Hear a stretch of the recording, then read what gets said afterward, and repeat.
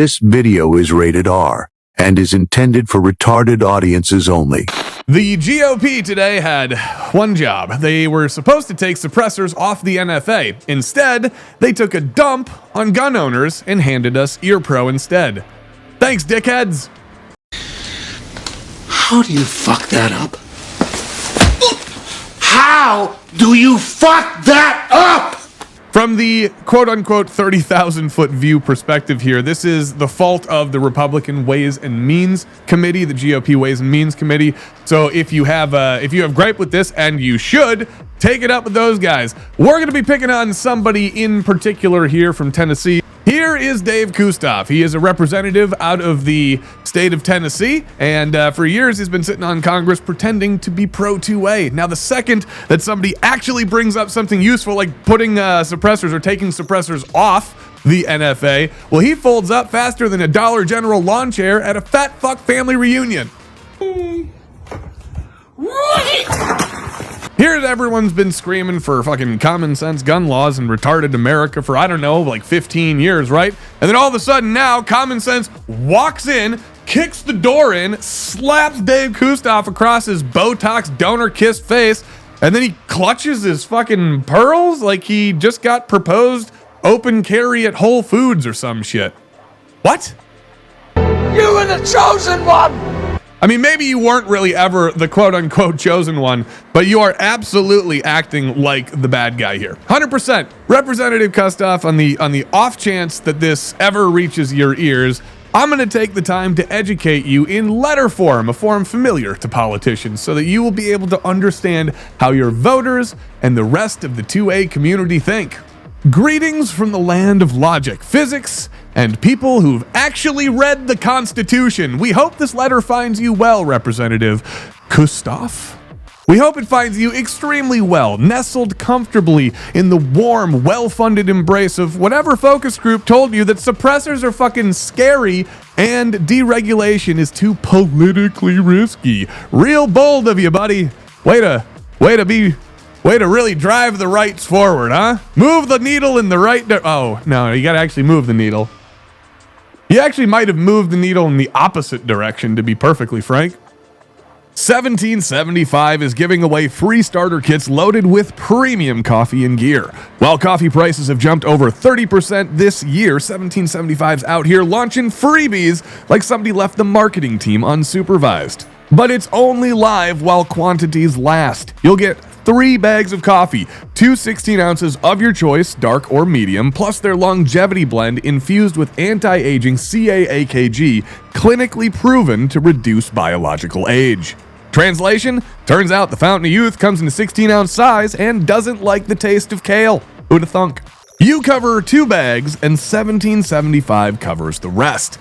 That's a full 16-ounce bag of coffee plus premium gear, a matte black tumbler, frother, gold scoop, or reusable K-cup filter. Heck, you want whole beans, grounds, or pods? That's your call. Start your day off with coffee that backs your values, clears your head, fires you up, and makes you feel like yourself again, damn it. Go to 1775coffee.com and grab your free starter kit before somebody realizes this was a terrible business decision. We, the Tundra Nation, and by extension, the rest of the 2A community, would like to help you out with a little educational moment since you clearly missed the memo titled Suppressors, Not Just for Movie Assassins.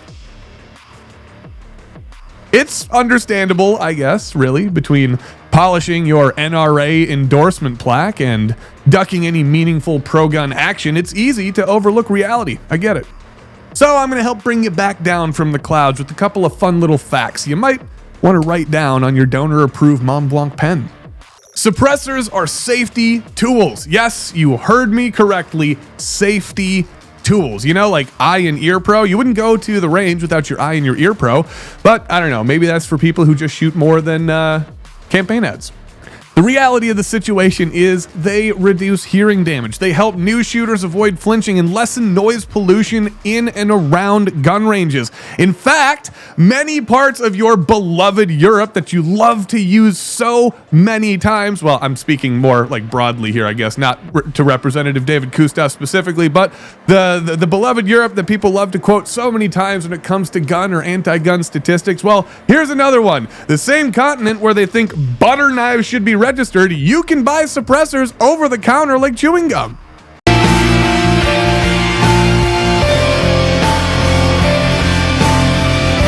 And yet, here in the land of the free, they are treated kind of like nuclear warheads thanks to the National Firearms Act, a relic of 1934, back when gangsters wore fedoras and Congress thought jazz was a gateway drug. It's not habit forming. You can't OD on it. It makes sex even better. You don't want it. I think I kind of want it. Okay, but just this once. Come on in. Oh, and here's the kicker, Dave. We expect pro-gun, quote-unquote, politicians, especially Republicans, to actually act pro-gun, man. Come on. Crazy, right? Crazy. We must have misread the whole shall not be infringed thing as a promise, and not just as like some catchy soundbite for your re-election mailer. Yeah, I'd like to cancel my mail. I want out permanently. When you and your colleagues stall on something this basic, it's obvious. It sends an incredibly clear message. You're not defending gun rights. You never were intending on defending gun rights. You're defending your seat. You are part of the bureaucratic problem that's holding back rights from Americans, and you should be ashamed of yourself. The Second Amendment community sees right through this bullshit. They are absolutely on to Republicans that are being too passive. They want to see change. The Second Amendment community is tired of being treated like a second-class right. You know, or I guess maybe not the Second Amendment community, but the Second Amendment, the people who value the Second Amendment, are tired of seeing it being treated as a second-class right. We want to see these quote-unquote and alleged pro-gun politicians step up and actually make pro-gun legislation that matters. What we see isn't a leader, isn't a Republican leader. It is a career politician who talks about common sense until common fucking sense actually shows up. And then, well, suddenly it's all, ooh, let's not be too hasty. The ATF might send us a sternly worded email. Since when are we fucking afraid of those dickheads? Hey, Dave, we highly and humbly suggest you grow a spine, reread the Constitution, and then maybe, just maybe, consider that defending the Second Amendment doesn't mean giving it polite lip service while throwing its most basic issues under the legislative bus. Oh, and just in case you needed one final, like, skull-rattling slap of irony for the day, all right? Let's talk about your beloved alphabet boys in the ATF. Yeah, the ATF. This is going to get wild, folks. I promise you. I did not plan on having this on my 2025 bingo card today. The end result statement here is ridiculous. Well, even they are getting new suppressors. They're getting new suppressors, and the American public can't. Because of you. Let's break this down, shall we? According to their own documentation inside of the ATF, which, by the way, this was all leaked from a private chat, right? They thought people weren't watching and they were bragging about how they got these new cans. Well, the irony here is the ATF gets it, the American public doesn't. Here's the word straight out of the horse's mouth. According to their own documentation, which we read while grinding our teeth into powder, right? The ATF admits that its $1,300 suppressors are issued to agents for health and safety reasons. Health and fucking safety reasons due to extreme and intensive training at quarterly firearms qualifications. Oh my God. You can't make this up. Even the government is saying you need a suppressor for hearing protection, and yet your Republican legislators in the Ways and Means Committee are all like, nah, dog, we got it from here. You don't need none of that shit. We want to know what you got and where you live. We'd rather have that because we are the government and we're here to help. Translation is suppressors protect hearing. That's it. Even the people who enforce the sacred gun laws of the government, right? And once again, their words, not mine. Those guys are using cans as PPE, right? Not as assassin gear, but straight up OSHA approved fucking ear condoms to stop their agents from going full Helen Keller by the age of 40. Right? And these aren't just junk eBay, like fucking oil can suppressors either. Although, wouldn't that be just the funniest fucking thing on the face of the planet? Man, that would be hilarious. Nope, these happen to be Huxworks. Top of the shelf flow through cans funded by the same tax dollars that you swear you're protecting from waste. Yeah, that really sucks, man. That really, really hurts when you think about the $200 tax that is gone now. Thanks, guys. But that $200 tax for years and years and years, that was going to pay for the fucking ATF suppressors that they're going to come over and use to clap the cheeks of your fucking dog and murder you on a no-knock, like they did to Brian Malinowski. Don't forget that one. Here we are waiting God knows how long for a $600 can while the ATF's out here handing out $1,300 flow-through cans like they're fucking Tic Tacs. And you've got the gall to balk at deregulation and getting them off the NFA? What, do you farm your wife out too? I cannot believe that I am saying this, but the ATF is literally doing it smarter than you. What is going on here? Let it sink in, Dave. I want you, seriously, take a knee, man. Take a knee, grab some water, and just sit on that one for a little while. Let it sink all the way in. The people who burned down Waco, are better examples of gun safety than a Republican congressman from fucking Tennessee. So let's recap here, huh? The ATF knows suppressors save hearing. Europe knows suppressors save hearing. Shooters also know suppressors save hearing. And now even your constituents know that suppressors save hearing. The only one still confused seems to be you, man, and your spine appears to be on permanent vacation. Here's a little unsolicited friendly advice from your folks over at Tundra Tactical. If the ATF becomes the voice of reason on the Second Amendment issue, you have officially hit rock bottom. Yeah. It's time to reevaluate your career path, my friend. Maybe there is an opening over at the CDC or something. I mean, you'll fit right in with people who love to pretend facts are scary. Now, pay attention, Dave. Look, right here. Pay attention, right? This is important because nobody apparently in Congress cracked the history books since Prohibition ended. The NFA, if you look at it, isn't about public safety. It was never about public safety. It was never even about crime. It wasn't about weapons of war. It was a tax, period. End of story. It was to price Americans out of their Second Amendment rights. Not regulate, not license responsibly, not keep the streets safe. Their words, not mine. I don't fucking want any of that shit.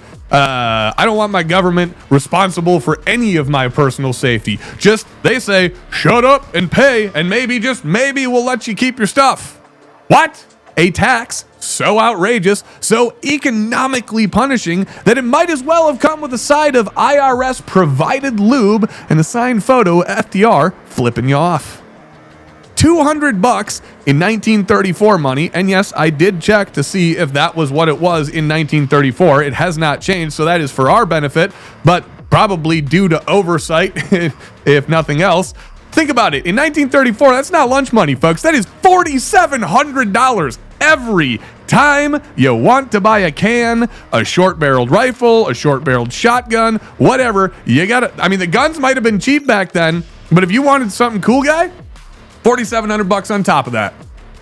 I mean, what does that tell you? It tells me that the original intent of the NFA was very, very crystal clear. Let me put this into terms that even a career politician might be able to comprehend. A right taxed is a right denied. If you need to ask the government for permission, pay them a fee, wait 9 to 12 months, and pray that they say yes, that is not a right, that is a privilege. And the last time I checked, the Bill of Rights doesn't say shall not be infringed unless you fill out 12 forms, send in passport photos, and cut us a check.